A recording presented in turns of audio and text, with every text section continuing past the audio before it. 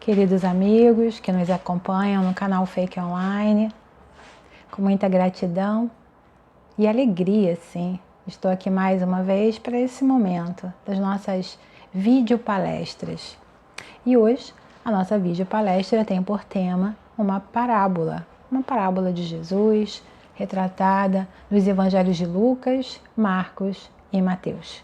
Mas antes de a gente começar a falar sobre isso, vamos à nossa prece, vamos nos energizar, nos religar com a espiritualidade que nos envolve, fazendo essa ponte com o Criador.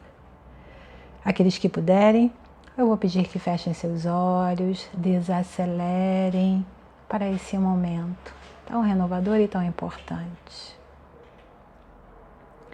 Queridos amigos espirituais, querida falange de amor que envolve a nossa casa Fake, Jesus, amado, mestre querido, divino conselheiro, que nesse momento juntos possamos louvar o Pai que em sua amorosa criação nos concede tal momento, que sejamos intuídos, amparados, vibrando a energia do amor, nesses momentos em que estaremos aqui juntos, sintonizados, a refletir as palavras, os ensinamentos, o amor em movimento, porque Jesus nos deixou o seu viver, o seu carinho, o seu olhar.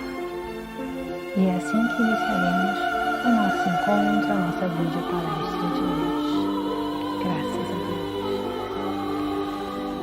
Muito bem, queridos amigos que nos acompanham, vamos então iniciar esse nosso momento de reflexão.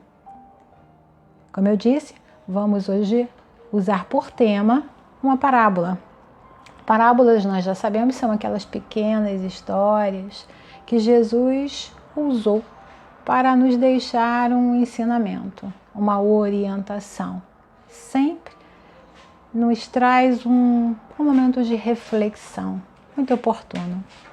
E hoje eu trago para vocês a parábola da candeia. Ela foi escrita, né? Ela nos foi trazida por 3 evangelistas, Lucas, Marcos e Mateus. Então vamos a ela. Ninguém, acendendo uma candeia, a cobre com um vaso ou a coloca debaixo de um leito, mas coloca sobre o candeeiro, para que os que entram vejam a luz. Pois não há algo escondido que não se torne manifesto. Vede, pois, como ouvis. Pois quem tiver, a ele será dado, e quem não tiver, até o que parece ter, será tirado.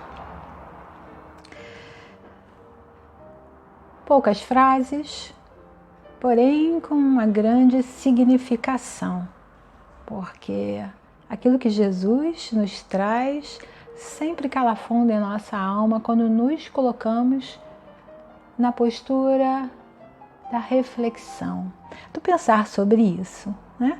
Então vamos começar a pensar sobre essa parábola? Bom, candeia, que é o que trata essa parábola, ninguém acendendo uma candeia. Então o que é uma candeia? Candeia é uma lâmpada de barro, alimentada com óleo, mais especificamente azeite, né? Porque se usava o azeite na época de Jesus. E ela era utilizada nas residências e no templo. Não tinha luz elétrica, então era isso que iluminava as casas. Então ninguém acendendo uma candeia, ninguém acendendo essa luz, a cobre com um vaso ou coloca debaixo de um leito. O que será que Jesus queria falar para além do óbvio?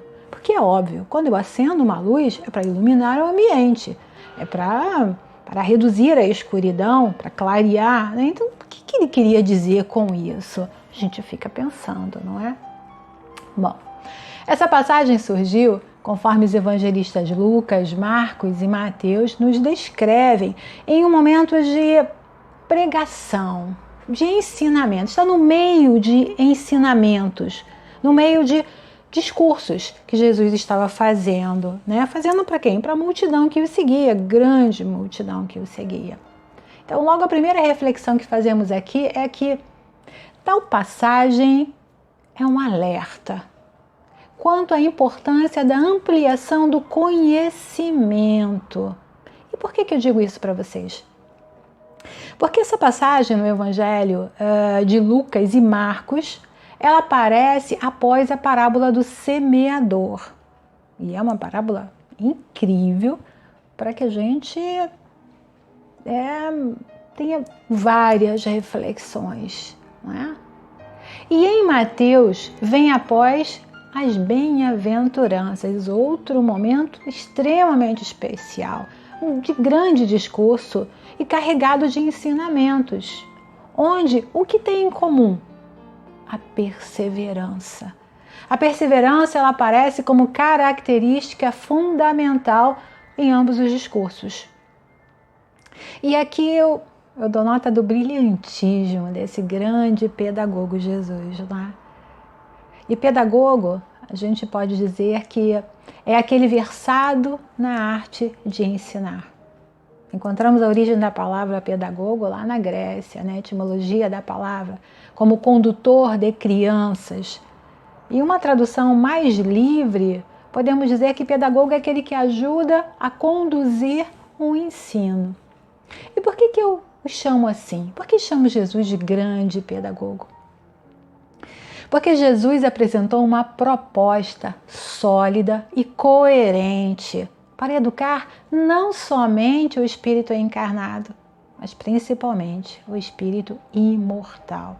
Ao nos trazer conceitos como o perdão incondicional, o amor aos inimigos, a compreensão do reino dos céus que levantam os nossos olhos para muito além da matéria. Para o encarnado, ele reforçou o código moral, a conduta e, consequentemente, a ética que existia na própria lei dos patriarcas do judaísmo. Mas voltemos agora à parábola. Muito bem. Ela foi proferida após o convite à perseverança, como eu já havia falado. Esse convite está lá contido nos discursos que a antecederam. Ninguém acendendo uma candeia a cobre com um vaso ou a coloca debaixo de um leito, pois não há algo escondido que não se torne manifesto, que não se torne público. É o que significa o manifesto aqui. E eu penso aqui que Jesus ressalta que não há um retrocesso no saber. Na analogia da luz da candeia com o conhecimento, é dessa forma que eu enxergo isso. O conhecimento nos transforma.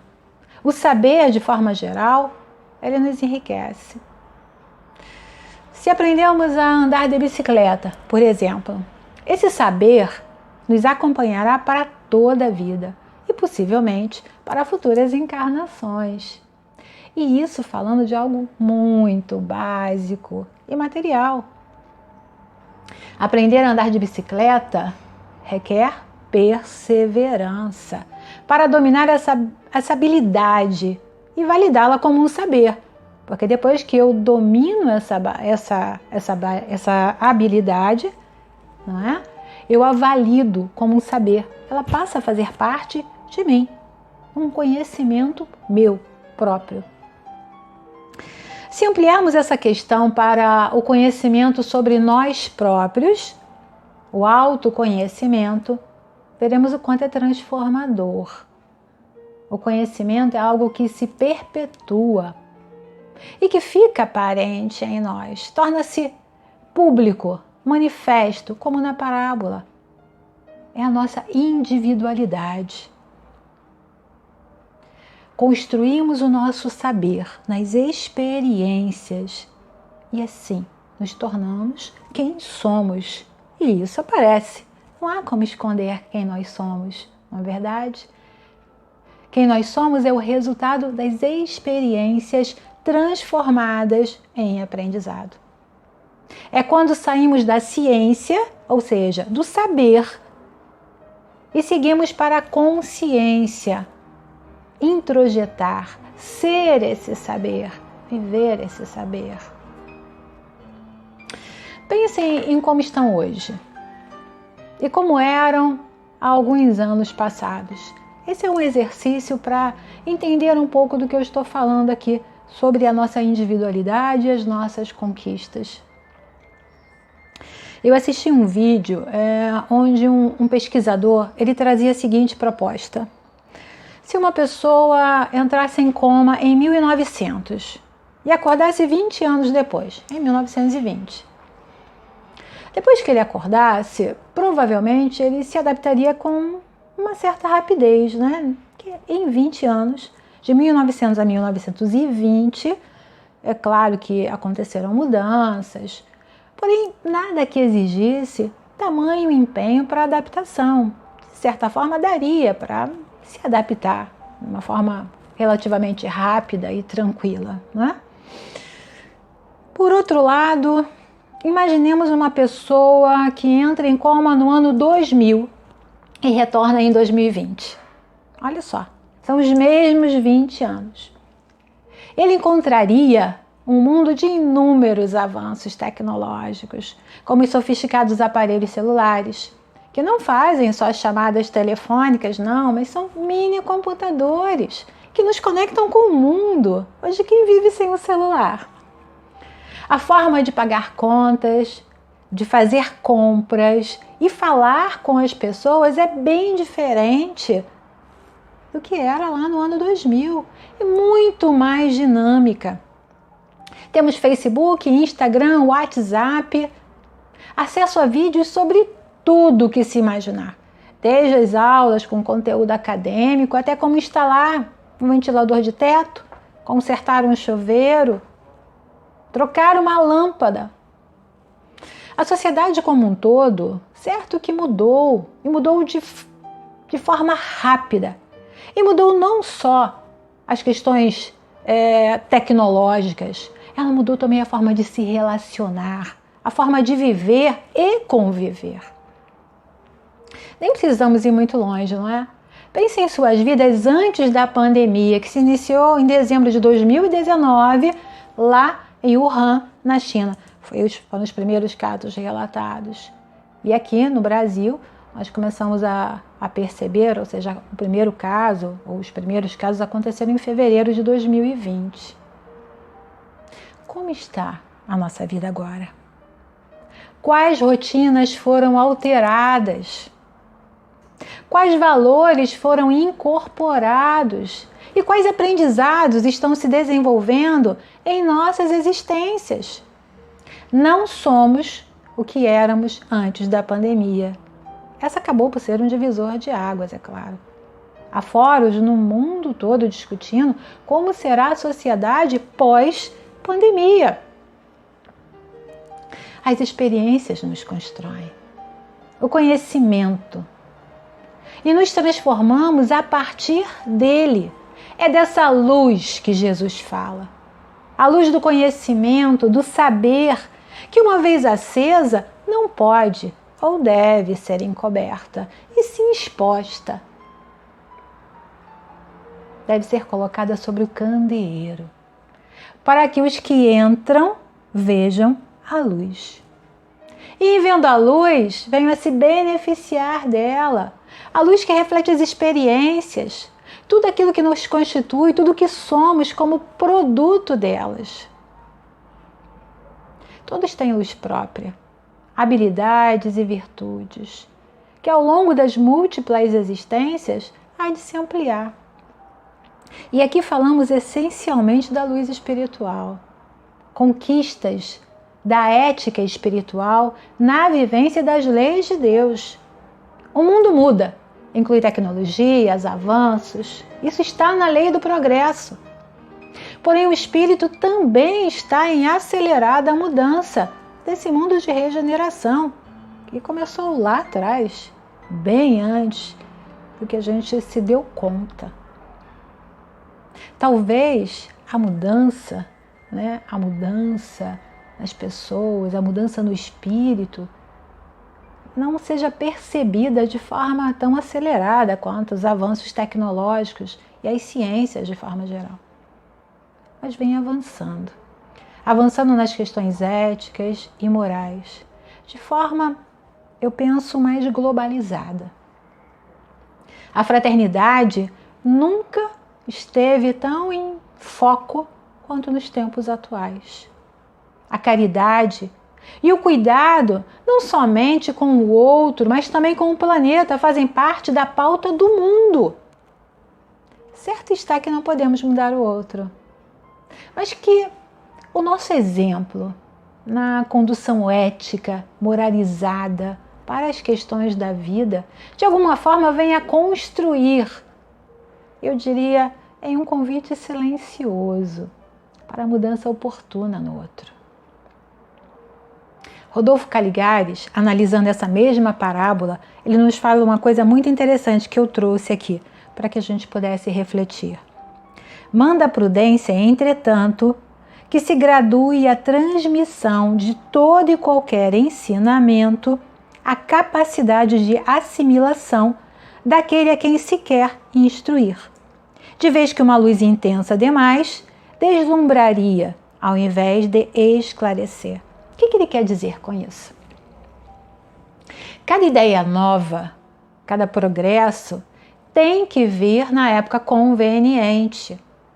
Seria uma insensatez, por exemplo, querer ensinar física quântica a quem mal dominasse as operações básicas, a quem não sabe somar ou subtrair.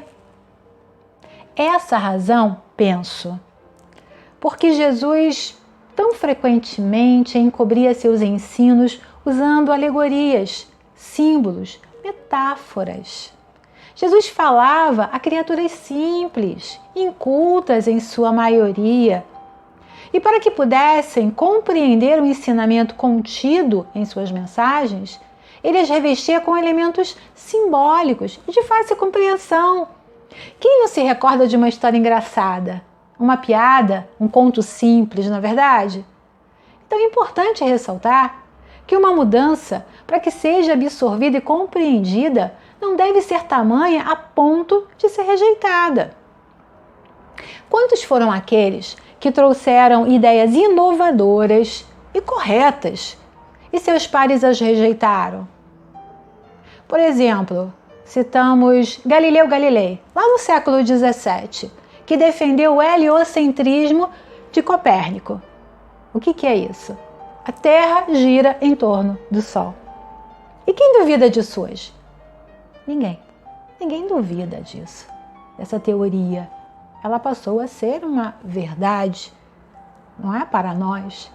No entanto, Galileu Galilei ele foi julgado pela Inquisição, considerado herege. Foi forçado, inclusive, a se retratar, a dizer, não acredito nisso, né? A Terra não gira em torno do Sol, é o Sol que gira em torno da Terra, porque a Terra é o centro do mundo, é o centro do universo, não do mundo. A Terra é o centro do universo, porque era assim que se pensava naquela época. Não só teve que se retratar, como passou o resto da sua vida em prisão domiciliar. Sim, a verdade não pode ser tamanha, né? O fato, a mudança, não pode ser tamanho a ponto de ser totalmente rejeitado. Ela precisa chegar no momento oportuno. Precisa ter bases construídas passo a passo. O desenvolvimento é lento, porém contínuo. E como frisa a parábola em tela, não é?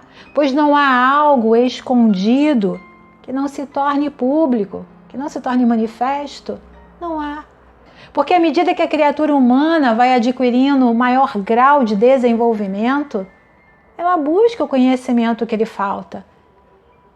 E nesse ponto, eu acredito que é muito auxiliada pela providência, muito. Que se encarrega de guiar a criatura em suas pesquisas, em suas reflexões, conforme vai amadurecendo seus conceitos, seu olhar para a vida que a cerca, ela é inspirada. Por isso eu gosto muito da frase, que eu desconheço a autoria, que diz que o mestre aparece quando o discípulo está pronto. Quando buscamos ampliar nosso conhecimento, recebemos a ajuda necessária e, em perseverando, mais auxílio ainda recebemos.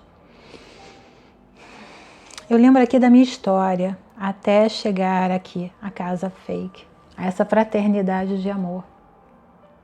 Foi um momento de busca na minha vida, a busca por aprimoramento. Essa busca continua, é claro, mas de um outro jeito, de uma outra forma.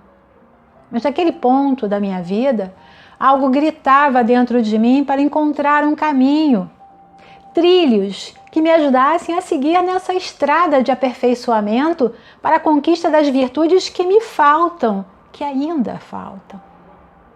E parecendo obra do acaso, se eu acreditasse nisso, só que não, né?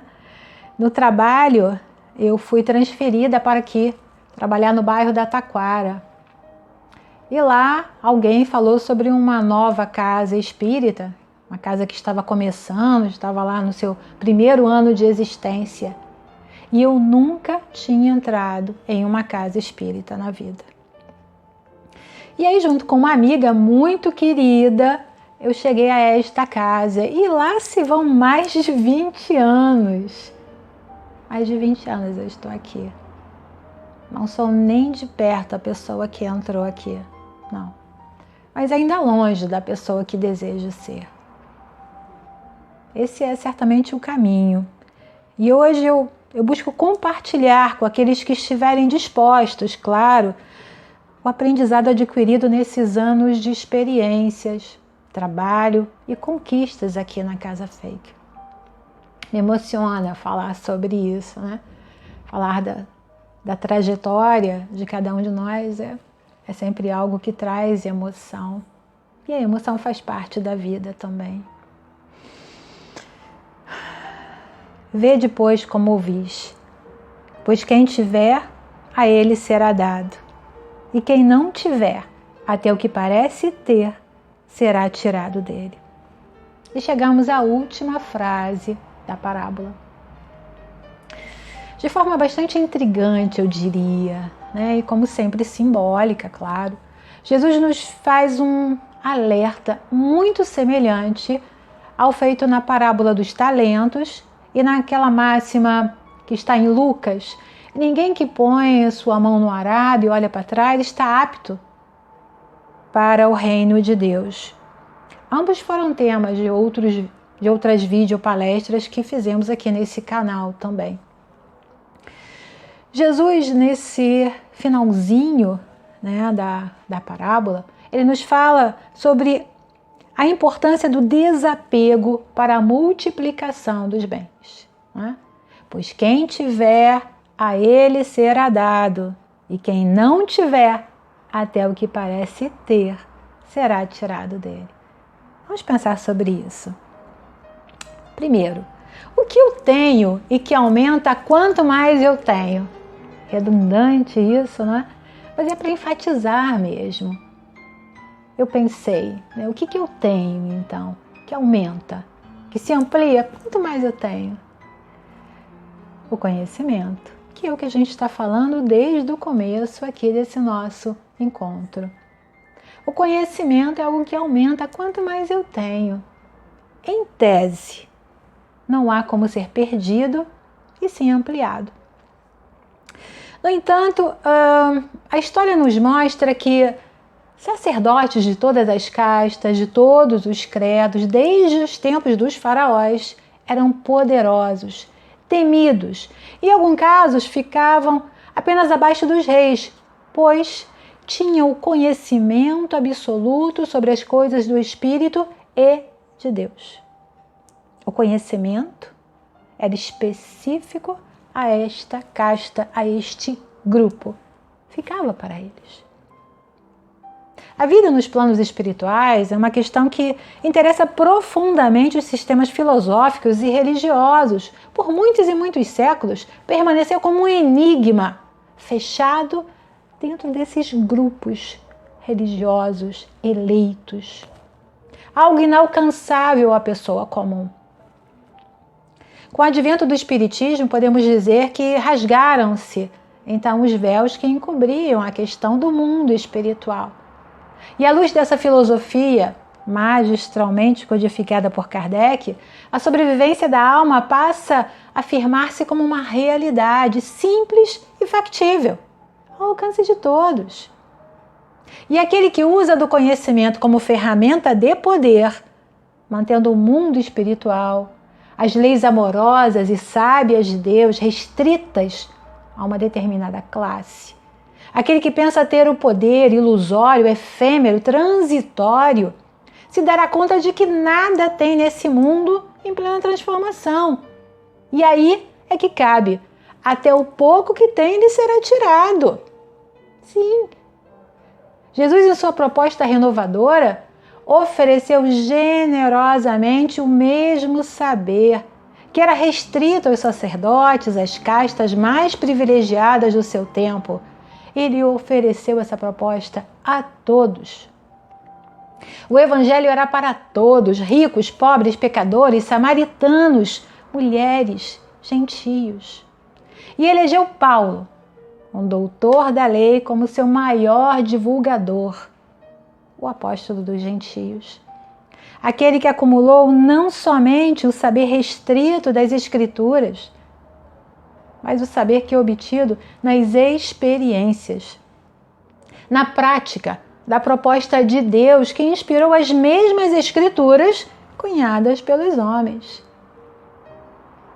Entendemos que o progresso de qualquer civilização acontece pela porta da educação. Educar o ser.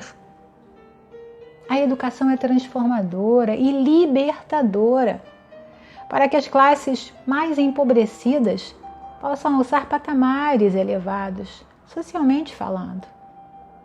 Requer, claro, esforço, cuidado, perseverança e muito tempo. Requer também o reconhecimento e a valorização do principal personagem para tal conquista, o professor. A ele fica a minha homenagem aqui, porque ele é quem forma os profissionais de todas as áreas e em todos os saberes. É uma incoerência, o pouco ou nenhum respeito e valor a esses gigantes anônimos. Eu li certa vez, eu não lembro onde, que na China o imperador somente faz referência ao seu mestre, ao seu professor, a mais ninguém. Isso é o reconhecimento do valor que tem essa figura, essa personagem. Jesus, em seu alerta, então ele fala da mudança essencial e necessária que está em movimento, a quebra desse paradigma, ou seja, a manutenção da ignorância, a falta de acesso ao conhecimento, tanto material e principalmente espiritual. Leis de Deus gravadas na natureza, no equilíbrio dos orbes, na proposta confortadora e, por que não dizer, racional, tão bem descritas no Livro dos Espíritos, na parte 3ª, nas leis morais. Então, o que eu perco quando o que possuo não é de fato meu? Perco tempo, perco vida, perco oportunidade. Significa perda pela estagnação. É como a água, se estocada, parada, sem fluir, se tornará inservível para consumo. E é nesse sentido que até o pouco que tem lhe será tirado. Não que exista uma perda material, mas sim a perda da utilidade. Se faz, então, fundamental o desapego. Com o saber intelectual, não é diferente. Claro que não. Se guardamos esse conhecimento, se não divulgamos aquilo que sabemos, aquilo que aprendemos, aquilo que construímos como valores, verdades, se não fizermos esse conhecimento circular através do nosso exemplo, da nossa fala, compartilhar, quer seja por insegurança ou para deter o poder, que nesse caso é bastante ilusório, não é? Em breve tempo se tornará obsoleto. É só parar e pensar um pouquinho, por que será que o conhecimento dos grandes sábios da antiguidade, como Sócrates e Platão, que são tão estudados, são tão importantes para nós, Por que será que esse conhecimento é tão importante para nós? Por quê? Porque eles fizeram circular esse conhecimento. Porque não guardaram para si. Ao contrário, o seu valor estava justamente na divulgação irrestrita desses saberes. E com isso só se ampliaram e serviram de base, e acredito que ainda servem de base, para tantos outros conhecimentos, outras ciências, que embasaram suas pesquisas, hipóteses, a partir deles, a partir do que eles deixaram, do que eles transmitiram. Fazer circular, deixar a sua luz acesa.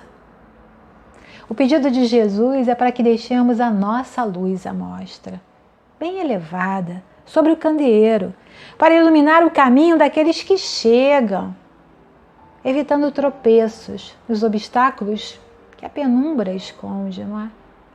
E em nada isso tem a ver com vaidade, orgulho, ostentação. Isso é tão somente validar o esforço e as conquistas realizadas. E ser humilde e desapegado, a ponto de entender o valor em compartilhar essas experiências com o outro. O caminho para a felicidade, eu acredito, para a plenitude, passa certamente pelo compartilhar. E compartilhar nos leva a viver com gratidão, inclusive pelos erros que nos trouxeram até o momento presente. Não é compartilhar tão somente os acertos, mas é compartilhar de si, da sua história, do que você tem, do que você vive, e isso é transformador. Essa é a sua luz. E para encerrar, eu gostaria de compartilhar alguns trechos de um texto que Emmanuel nos trouxe através da psicografia de Chico Xavier, que está lá no Fonte Viva. O texto se chama Incompreensão, né? Não é perseverança, é incompreensão. Vamos lá. A incompreensão, indiscutivelmente, é assim como a treva perante a luz. Entretanto, se a vocação da claridade te assinala um íntimo, prossegue combatendo as sombras nos menores recantos do teu caminho.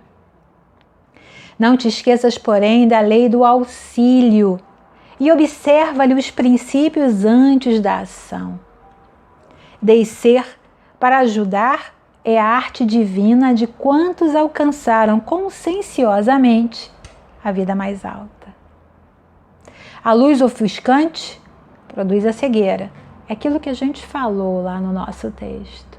O conhecimento precisa vir na hora adequada, no momento correto. Precisa de adequação, precisa de equilíbrio também. Se as estrelas da sabedoria e do amor te povoam o coração, não humilhes quem passa sob o nevoeiro da ignorância e da maldade.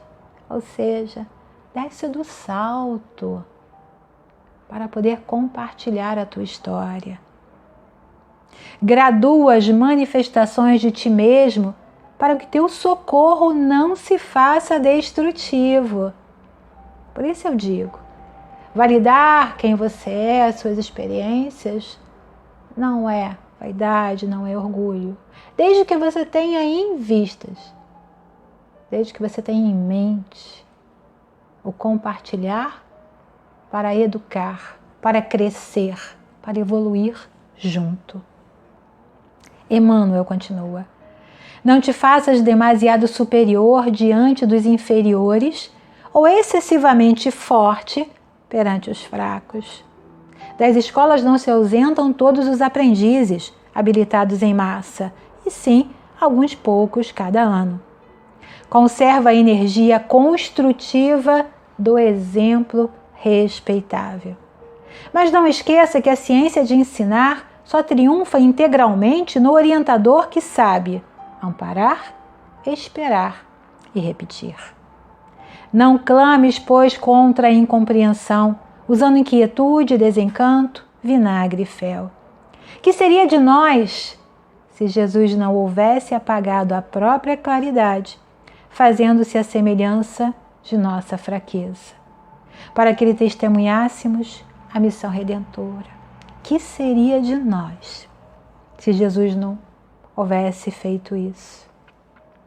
Aprendamos com ele a descer, auxiliando sem prejuízo de nós mesmos. E nesse sentido, não podemos esquecer a expressiva declaração de Paulo de Tarso, quando afirma que para a vitória do bem se fez fraco para os fracos, fazendo-se tudo para todos, a fim de, por todos os meios, chegar a erguer alguns. E isso, meus irmãos, é manter a candeia acesa sobre o candeeiro. E é isso que eu gostaria de compartilhar com vocês. Deixem acesas as suas luzes, desapeguem-se, libertem-se desses medos, da vaidade. Não há ninguém que não tenha algo a dar, diz o ditado popular, como não há quem não possa receber. Aprendemos uns com os outros, aprendemos na convivência.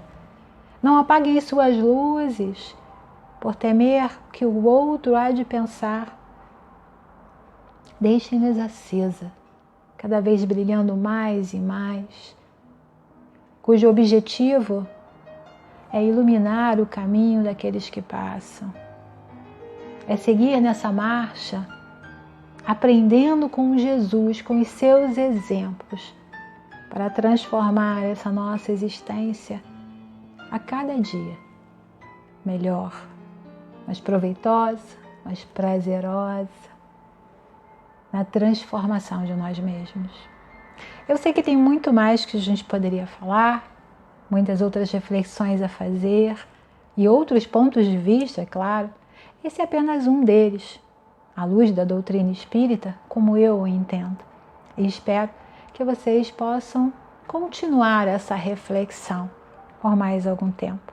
Mas agora, vamos à nossa prece, que o nosso tempo já se esgota.